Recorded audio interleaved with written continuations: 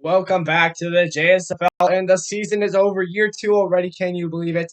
I certainly can't. But we are here with the JSFL. Let's hit right into it, and let's go to that recap. Because this one, who knows, might be the longest one of the year, might not. Um, Recap of the week 12. Nays at Earthquake, down to the wire, went to overtime, and Colton Yu finishes it off with a big touchdown run, putting LA out of the playoffs. They went to bed in the playoffs anyway, with how the week later out, but that definitely put them in for the dagger, which that put them out originally. But yeah, LA loses. They end off the season 5-7, and Seattle goes 9-3. So good game there. Both teams did pretty good, and yeah, that's all I have to say for Thursday night. Here is the Sunday night game. Enforcers at Pirates 2-10. Pirates lose to the Enforcers. I'm not for sure by how much it was, but I don't really remember, so I can't tell you. But the Enforcers won that one. I remember that. Musicians at Businessmen. This is a musicians nomination, I believe. Yeah, I'm pretty sure it was. I think I remember checking in on this game a few times, and the musicians just kept dominating. So that's a pretty good win for the New Orleans musicians. Then you got the Power at the Bats. I think the Bats actually held it pretty close. Power did win, keeping their win streak heading into the playoffs strong with an 8-game win streak. Then the Fishers at Wind. The Fishers win once again, putting them at the end of the year 5-7, and the Wind, I believe 4-8. Then Gale Monsters at Predators. Most backups are starting, but who actually won this game? I think it was.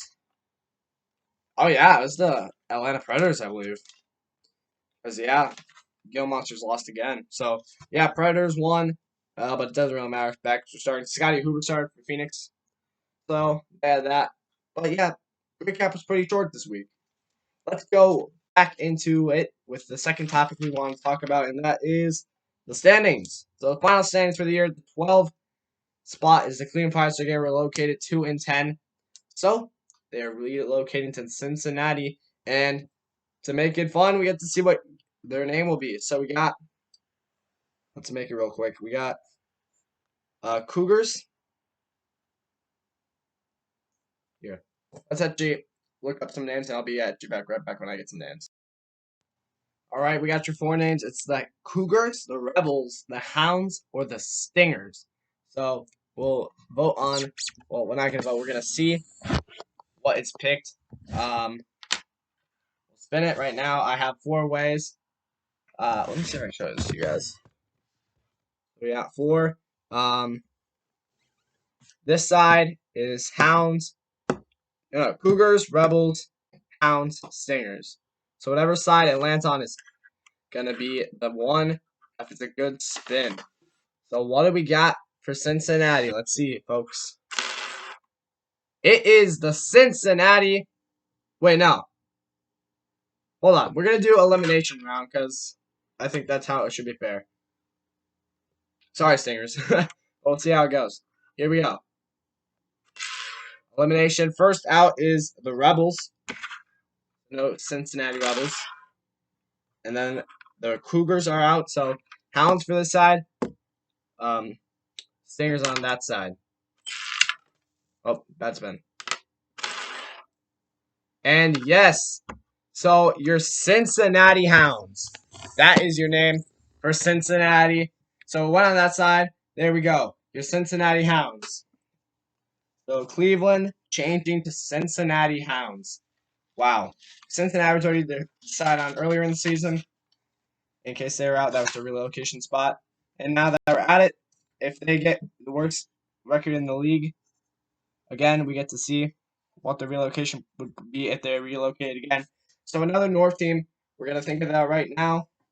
Oh, no, not Cougars, I meant to put Hounds. But let's see, what cities should we put? I'll be back in a second to put those cities. All right, so we got your 4 next cities in case Cincinnati goes out again. So let's do it. Another spinner. All righty. This area, you got Chicago, Columbus, Indianapolis, and Milwaukee. So if it hits that, it is out. So it is not. Oh, it's a bad spin. So Columbus is barely getting it in it. Milwaukee is out. No Wisconsin team for a while at least. Not a bad spin. It hit something. If it hits something, I redo it. Milwaukee's already out. Oh, Columbus. So Chicago on this side, Indianapolis on this side. Whatever hot side it hits is the new one. It is Chicago. So if it's relocated, Chicago will finally have a team. It's about time. They're the third biggest place in the U.S. on population size. So it's about time that they got a team. So Chicago will be next in line for a place in case the Cincinnati Hounds don't work out. So let's go. All right, back to it. Cleveland Pirates end out 12. We're just gonna go through this pretty quickly, relatively quick. I made most comments on these teams in weeks previous. 11 Charlotte Bats at 4-8. 10 New York Businessmen at 4-8. 9 Kansas City Wind at 4-8. 8 Minneapolis Fishers at 5-7. 7 LA Earthquake at 5-7. 6 Atlanta Predators at 6-6. 5 Phoenix Steel Monsters at 7-5. 4 Houston Enforcers at 7-5. 3 Detroit Power at 9-3. 2 Seattle Naves at 9-3. And 1 New Orleans Musicians at 10-2. So there you go. There's your standings. And after that, we go into the playoff picture. So here we go. Your 6th seed is going to be the Phoenix Steel Monsters. Yes, Houston ranked higher than them because Houston had played them. What week was it? It was week. Force Businessman. Gil Monster Forces. They won in week 10. Even though Gil Monsters beat them in week 3, I go off the most previous fight they had, which was in week 10 they played, and the Forces got the best of them. So therefore, they had the number 5 spot. So Phoenix goes back to the 6th seed once again. See if they make another run. 5th seed is Houston Foresters at 7-5. 4th seed Atlanta Predators at 6-6. 3rd seed Detroit Power at 9-3. Yes, and Seattle beat them earlier in the season. I think they only played once, and that was week 4. So yeah. 2 Seattle Natives at 9-3. And 1 New Orleans Musicians at 10-2. So we'll get to my predictions later for that. Now we go on to the top 25. I made it actually myself this time instead of letting stats do it. So I actually I'm making highlights for all those players, including with other players. So we're not gonna name them off. I have the list here, but I'm gonna wait till the highlights to show you guys the top 25 list. It's a good list, offense, defense, balance. So you have to wait for that. Sorry guys. Top 25 will be your way. Awards. Let's go. So we'll start off with everyone's favorite, the MVP. No surprise. It's Kermit Poe. Good job. The Seattle quarterback gets it. Much deserved. Much deserved. Let's look at the stats, man. Had a great year. Kermit Poe, 249 completions off 330 attempts, 2,770 yards, 19 touchdowns, 6 picks, 50-plus rush yards in 3 games, 9 rushing touchdowns, and 100-plus rush yards in 2 games. Man was amazing throwing the ball and passing the ball, and that's what gives him it. Now, Rookie of the Year. Offensive Rookie of the Year, this was a fight between 2 guys, and I'm betting you guys can guess who those 2 were. Well, maybe not, because I guess you don't really know their stats. I'll let you know. It was between Dackerson and Foster. But, man, it was so hard. But for Offensive Rookie of the Year, man, I had to give it to Tony Dackerson. It was just because of the ratio to pass interceptions to touchdowns, interceptions, I mean. But, like, also, I think just Dackerson played better. Foster's too loose with the football. And he has the record for interceptions now. He had the most interceptions. And just, I think Dackerson did better. All right, let's look at Dackerson's stats. So 275 completions off 395 attempts, 2,976 yards, 14 touchdowns, 10 picks, no rushing game. But that's okay because he did pretty good. Didn't get to the playoffs, neither did the LA Earthquake, though. But yeah, I think Dackerson can be a really good quarterback in this league, and he gets Offensive Rookie of the Year, so that's amazing for him. Defensive Rookie of the Year, I don't think it's going to be much of a surprise to most people, at least. It's Ricky Golden from the Kansas City Wind. Man was a game changer. Could have almost won DB of the Year with how good he was. But let's look at the stats. 54 solo tackles, 35 assists, 7 tackles for loss, half a sack, 2 picks, and 3 forced fumbles. He was a freak of nature. I know that defense sucked this year, but Ricky Golden's really helped him out though when he didn't make plays. He was a third leading tackler. Yeah, third behind Sean Martinez and Wesley Francis. So he did also really good. I think he second in sacks looks like behind Martinez. But yeah, he is really good, and hopefully he can do even better next year. Those are your offensive defensive rookie of the year. Um, Offensive player of the year. You can't have. I don't have the MVP in, being offensive rookie of the year and MVP because I don't think it's fair. So I go with the second runner up. Even though I did that last year, I'm changing it now. So it's going to be Taylor Little once again. He's going to win twice in a row. Even though last year technically he shouldn't have won it, but I made the rule change now. Let's look at Taylor Little. 245 attempts, led the league by a lot. 1,469 yards, 10 touchdowns, 63 broken tackles, and a receiving touchdown.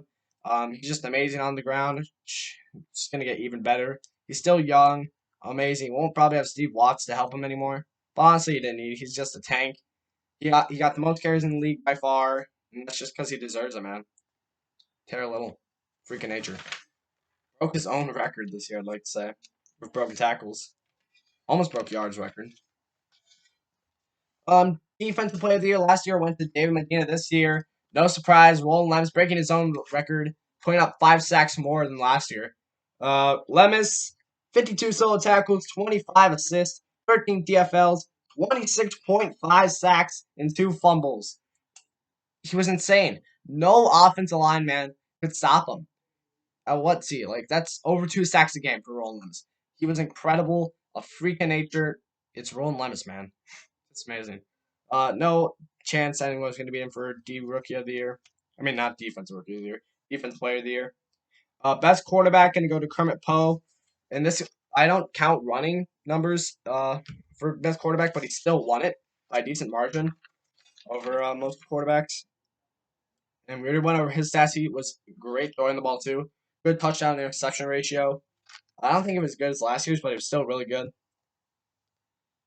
Best running back, Taylor Little. We already went over that. Amazing. I don't know. Who says he can't get it for a third time? He got best running back last year. Best receiver, that one's going to change. Last year was Sam Johnson. And just to show you how much of a dip off you Sam Johnson had, let me read his stats. 35 catches, 457 yards, and a touchdown. One singular touchdown. Johnson did not have a great year like he did last year. But you want to know who did have a great year this, like no other? It was Albert Moore, man. Great. Freakishly great year for him. 59 catches, 1,044 yards. The only receiver ever to get over 1,000 yards. You'll see if he can break it next year. And 8 touchdowns. He was amazing. Like Foster, I think some of the touchdowns, interceptions he threw, just because he was like throwing it down more, like, oh, he can't drop it. Occasionally the defender made a play, but Albert Moore, 1,000 yards in 12 games that are only 10 minutes per quarter. That's pretty insane, man. Best tight end is gonna go to Salvador Jacobs. I was kind of surprised on this one too, but if you look at the stats, it's not that confusing. 58 catches, 754 yards, and 6 touchdowns. It's tight end Albert Moore, man.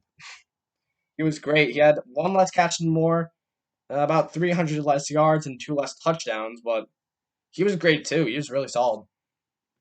But Jacobs just made big plays. Then we got best D lineman Roland Lemus. Obviously, no question. Best linebacker, he wins his 2 years straight. It's David Medina. Let's look at Medina's stats. David Medina, 65 solo tackles, 64 assists, went crazy for tackling. 10 TFLs, 0 sacks. Wow, I didn't even notice that till now. He did not have sacks. 3 picks, 2 fumbles, and 2 touchdowns. Medina went crazy.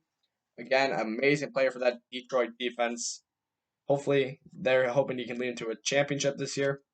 And then best DB, Iron Baxter getting it stole from him this year. It's Sean Flores from the New Orleans Musicians. Flores, 52 solo tackles, 49 assists, 7 TFLs, 1.5 sack, 4 interceptions, and 3 touchdowns, and a field goal block. Great DB. Probably landed top 3 for Defensive Player of the Year, or at least top 5. He was great. Just an amazing year for Sean Flores, and he's hoping to lead those musicians to a championship. Hoping to get that ring. But yeah, that's your awards. Oh, let's go into best offense and best defense real quick.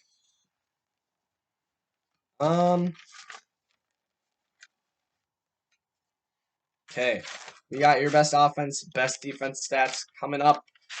Best offense. Worst offense this year was the New York Businessmen at 3,000. Oh, I'm not going to tell you the yards. Worst offense was New York Businessmen. 11th was the Predators. 10th was Enforcers. 9th Pirates. 8th Bats. 7th Gila Monsters. 6th Fishers. 5th Power. 4th Earthquake. 3rd Musicians. 2nd Natives. 1st Wind. Actually, the tie for a best offense was between the Natives and the Wind. They had the same exact yards. So the Wind, after clinching onto it so long, the Natives finally caught up on the last week. So that's insane. But yeah, so they tie. Rush yards, offensively, rushing offenses. Worst in the league was the Bats. 11th Fishers. 10th Earthquake. 9 Businessmen. 8th Pirates. 7th Wind. 6th Predators. 5th Enforcers. 4th Musicians. 3rd Natives. 2nd Gila Monsters. 1st Power. Passing offenses. Worst in the league was the Enforcers. 11th the Power. 10th the Businessmen. 9th the Predators. 8th the Gila Monsters. 7th the Pirates. 6th the Musicians. 5th the Natives. 4th the Bats. 3rd Fishers. 2nd Wind. 1st Earthquake. So there you go for that. Best defense. Worst defense in the league, no surprise. Kansas City Wind. Then the Predators. Then the Bats. 9th Fishers. 8th Pirates. 7th Businessmen. 6th Power. 5th Gila Monsters. 4th Earthquake. 3rd Natives. 2nd Musicians. And 1st the Enforcers. So Enforcers had the best defense go at the end of the year. And I think they overtook the Musicians. So they beat Musicians on the final week. Good job, Enforcers. Defensive against the run. Worst in the league is the Bats. 11th the Wind. 10th the Pirates. 9th the Earthquake. 8th the Businessmen. 7th the Predators. 6th the Fishers. 5th the Gila Monsters. 4th the Musicians. 3rd the Natives. 2nd the Power. 1st the Enforcers. Defensive against the pass. 12 the Kansas City Wind. 11 the Predators. 10 the Fishers. 9 the Power. 8th the Businessmen. 7th the Pirates. 6th the Bats. 5th the Gila Monsters. 4th the Natives. 3rd the Enforcers. 2nd the Earthquake. And 1st is the New Orleans Musicians. So yeah, there you go for that.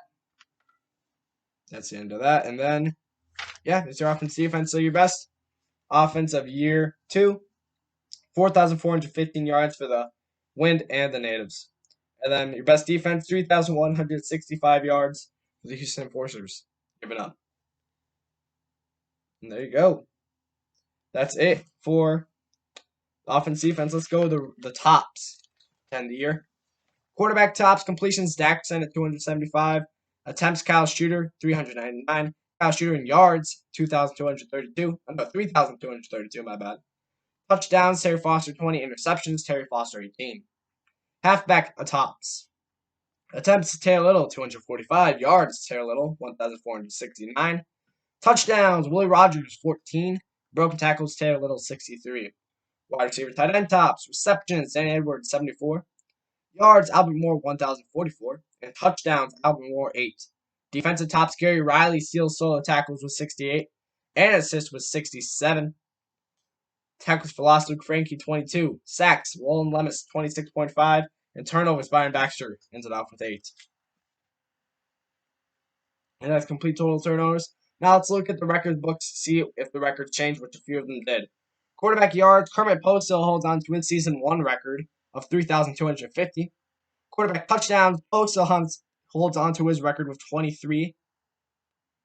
Season 1. Quarterback completions, Daxon makes a new record, 275 with the Minneapolis Fishers in season 2.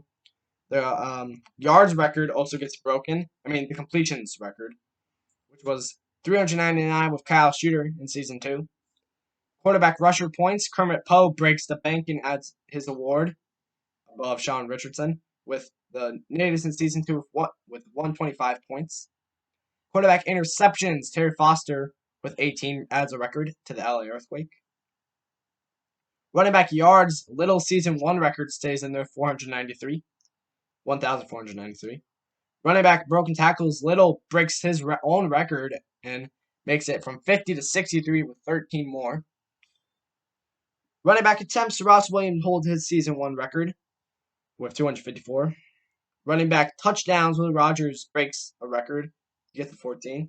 Running back reception points, Joey Adams ties the record with 65, where Ronaldo Hoskins had it last year. As now the Bats and Fisher share the award. Wide receiver yards, Albert Moore breaks the record with 1,044 for the LA Earthquake. Wide receiver receptions, Tyler Jackson breaks the record with 65 for the Charlotte Bats. Wide receiver touchdowns, Albert Moore breaks the record with 8 for the LA Earthquake. Tight end yards, Sheldon Larson breaks the record with 829 for the Cleveland Pirates of Season 2. Whereas tight end receptions, Danny Edwards breaks the record with 74 for the Houston Enforcers Season 2. And tight end touchdowns, Chet Wood still holds on to it very strongly, as no one got close to him. The closest was 6, and it's 9, which he has for Season 1. So there we go to the offensive line most given up sacks. Charlotte Bats, Ben Robbins catches up with Mitch Ryans as they both gave up 15 sacks this season, or not this season. Mitch Ryans was last season for the Miami Wave. Charlotte and Ben Robbins was this season for the Charlotte Bats. Solo tackles, Henry Virgin holds on to his award from last season with 75. Gary Riley adds his award to the assist with 67 for the Cleveland Pirates of Season 2. Tackles for loss, Luke Frankie beats William Torres by 1 TFL for the Kansas City win to Season 2. Sacks, Roland Lems added on to his own record by 5 more for the LA Earthquake. Interceptions, Byron Baxter held on to his award from last season with 7. Fumbles, Nicholas Stone and Ronaldo Smith, still from last season, both each respectively. Touchdowns, Sean Flores and Paris Mast have 3, both each from this season. And there you go. That is your awards, records, and hops. All right. Now,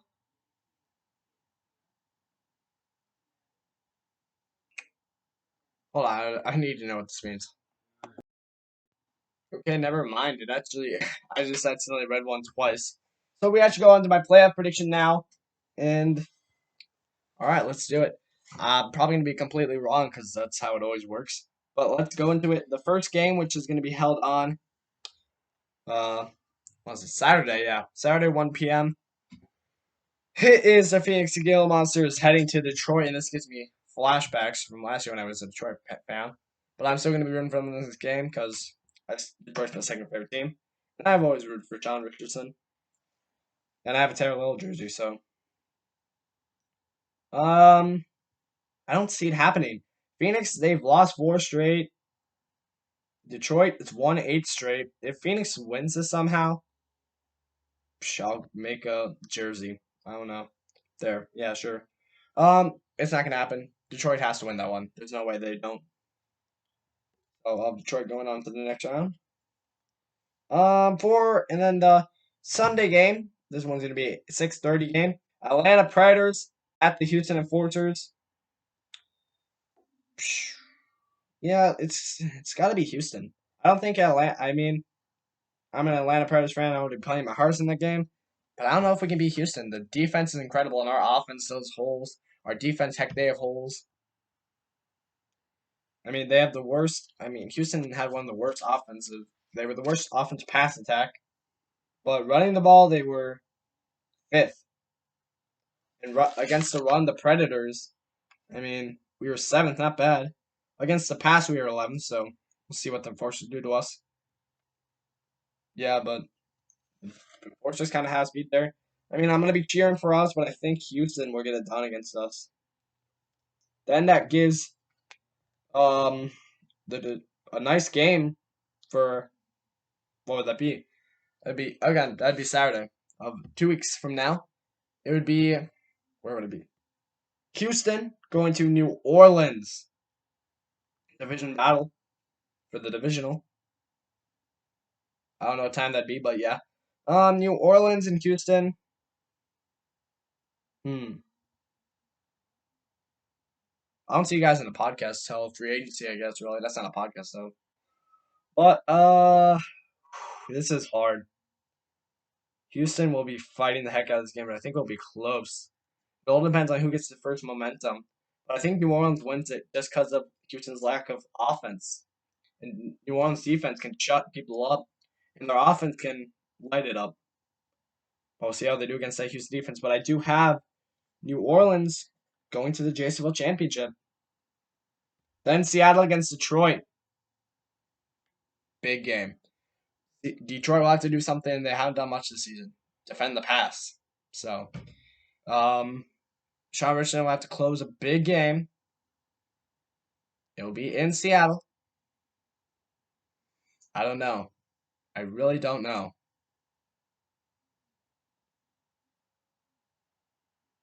I'd like to see it so badly. So I want to say Detroit's going to win this one. And when we have a New Orleans Musicians against Detroit Power final game. New Orleans won earlier this season. Detroit won later in the season. Who will win that final battle in this rivalry between these two teams? It's always heated. New Orleans and Detroit in the championship. How I'd kill to see that. But in the end, I'd have New Orleans. I have New Orleans taking the championship, man. They're too sound. Such guys rides into the sunset. Jace fell champion. Maybe sticks around for a few more years. Maybe he retires with the champion. I don't think he will. I think such guys too competitive to go out now. But this is their last really big chance to win it. I think so. Sky's talent, at least with Skies. But he's a free agent this season. Who knows if he stays or not? But man, that'd be great. But I think New Orleans wins it. And that's my playoff predictions. That's this. I mean, the whole thing. It's over. Season's over, man. I'm excited to see it. I'm excited to see these playoffs. It should be great. Free agency should be amazing. It should be fun. It should be a lot of fun. A lot of players, a lot of new faces, draft, all here in JSFL, man. But I'll see you guys. I mean, I'll see you every other playoff game. But when we talk next, it will be the off season. So see you guys then. See you guys Thursday night prime time. No, not Thursday night prime time. It's not. We're out the season, Josh. It will be Saturday 1 p.m. Phoenix going to Detroit.